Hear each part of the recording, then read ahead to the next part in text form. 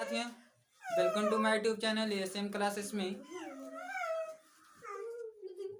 तो साथियों देखिए, आज हम आपको पढ़ाएंगे इज आर एम का प्रयोग। नोट साथियों हमेशा याद रखिएगा, इज मिस होता है, आर मिस होता है, हो, आर मिस होता है, हो है, और एम मिस होता हूँ, इतना जानते रहिए। और ये साथियों आपके प्रेजेंट टेंस होते हैं। क्या होते हैं? प्रेजेंट टेंस होते हैं। ये लोग प्रेजेंट टेंस में आते हैं। किस टेंस में आते हैं? प्रेजेंट टेंस में। तो साथियों इतना जानते रहिए।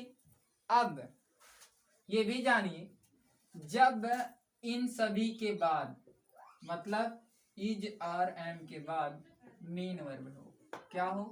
मेन वर्ब, तब आपके वो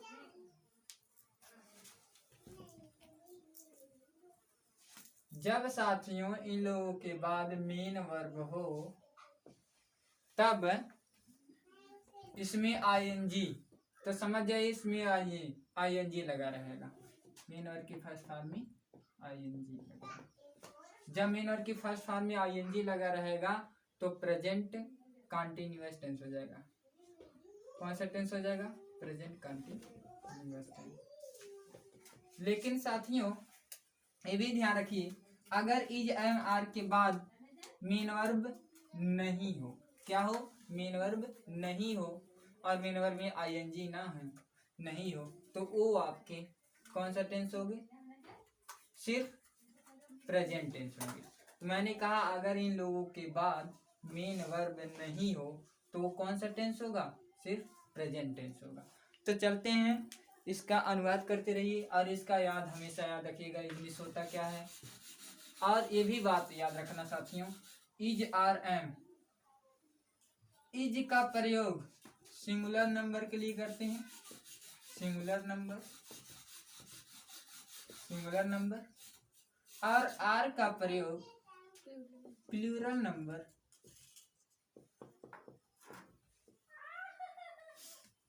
और साथियों एम का प्रयोग, आप कहेंगे सर एम तो भी प्लूरल में आता है प्रेजेंट टेंस में, तो एम का प्रयोग आई के साथ करते हैं। तो इतना साथियों जानते रहिए, इस बात को बता दे रहे हैं।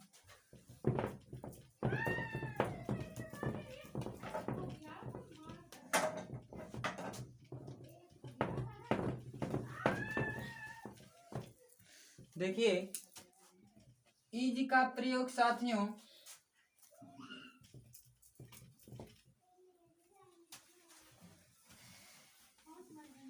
इज का प्रयोग ही, सी, इट, नेम के साथ करते हैं, और आर का प्रयोग यू, वी, दे के साथ करते हैं। एम का प्रयोग आई के साथ करते हैं। ठीक साथियों, तो इसका प्रयोग किसके साथ? इज का प्रयोग ही, सी, इट, नेम के साथ, आर का प्रयोग यू, वी, दे के साथ, एम का प्रयोग आई के साथ करते हैं। ये भी बात को याद रखना। तो आगे चलते हैं, इसका स्क्रीनशॉट भी ले लीजिए। तो अब चलते हैं, देखते हैं जैसे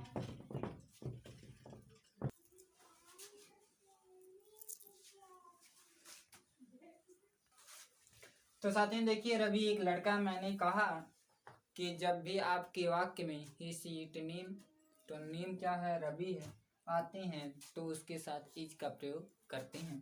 तो यहाँ देखिए रवि एक लड़का है, तो ये आप किस अफर्मेटिव सेंटेंस है, तो रवि की अंग्रेजी रवि होगी।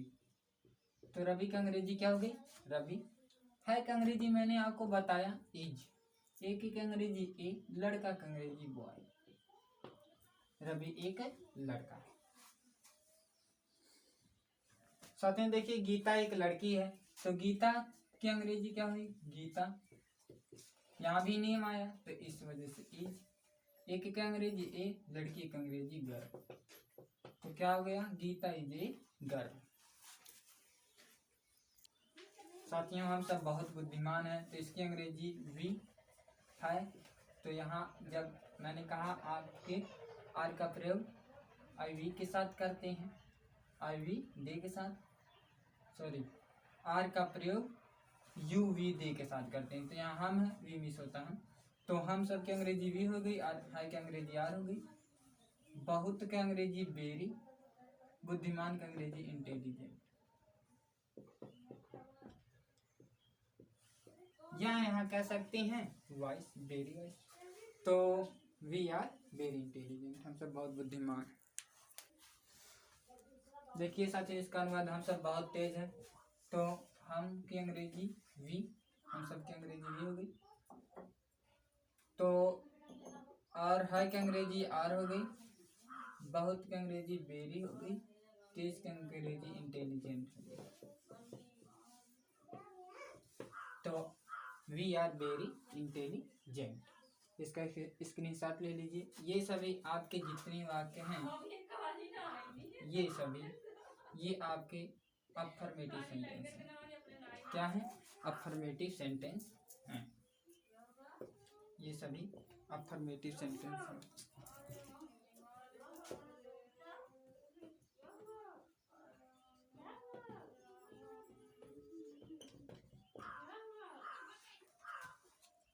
आगे चलते हैं साथियों।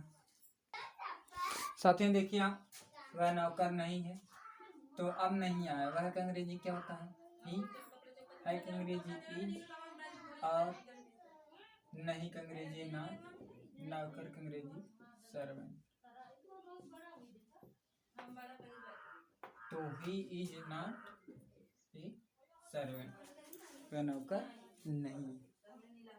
आगे चलते हैं। अब देखिए एक और अनुवाद कीजिए। यहाँ साथियों देखिए, वह मूर्ख नहीं है, तो वह मूर्ख की अंग्रेजी क्या होगी? वह का अंग्रेजी ही, हाई का अंग्रेजी इज, नहीं का अंग्रेजी नॉट, मूर्ख की अंग्रेजी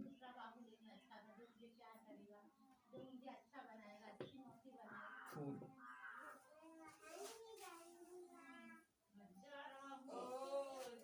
तो इसका अनुवाद क्या हुआ? ही इज नॉट ए फूल, वह मूर्ख नहीं है। तो यहाँ साथियों देखिए, तुम नौकर नहीं हो, यहाँ भी तुम के अंग्रेजी यू, हो के अंग्रेजी आर, नहीं के अंग्रेजी नॉट, नॉट के अंग्रेजी। तो इसका अनुवाद यही हुआ, तुम नौकर। ये सभी वाक्य किसमें है साथियों? निगेटिव सेंटेंस में है। किसमें है?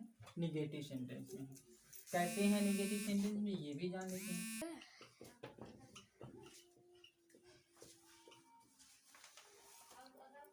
तो देखिए कैसे निगेटिव सेंटेंस है, क्योंकि इस वाक्य में नहीं आया है, नहीं आया है, नहीं आया, कि जब भी आपके वाक्य में नहीं हो तो वो निगेटिव सेंटेंस होते हैं। तो इस वाक्य में नहीं है, ये निगेटिव सेंटेंस है, और इसके अंत में पूर्ण विराम का चिन्ह है।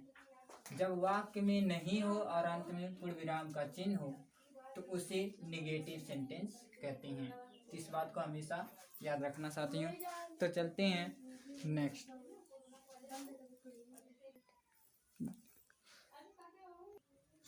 तो यहाँ देखिए, क्या लड़के मोटे हैं?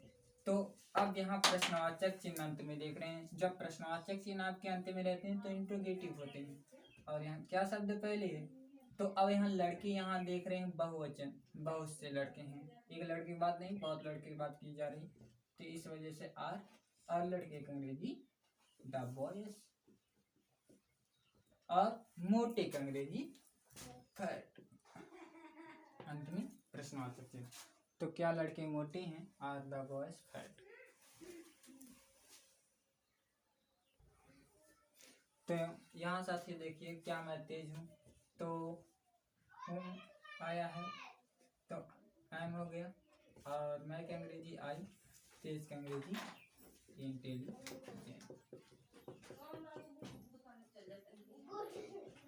तो एम आई ए इंटेलिजेंट। तो साथियों देखिए, क्या हम सब तेज हैं? तो क्या हम सब तेज के अंग्रेजी क्या? देखिए हम सब बहुत से लोग हैं, तो इस वजह से आर लगेगा। तो आर, और उसके बाद हम सब के अंग्रेजी वी, तेज के अंग्रेजी इंटेलिजेंट। तो इसका अनुवाद क्या होगा, आर वी इंटेलिजेंट। क्या ये सभी आपके इंट्रोगेटिव सेंटेंस हैं। क्या है, इंट्रोगेटिव सेंटेंस।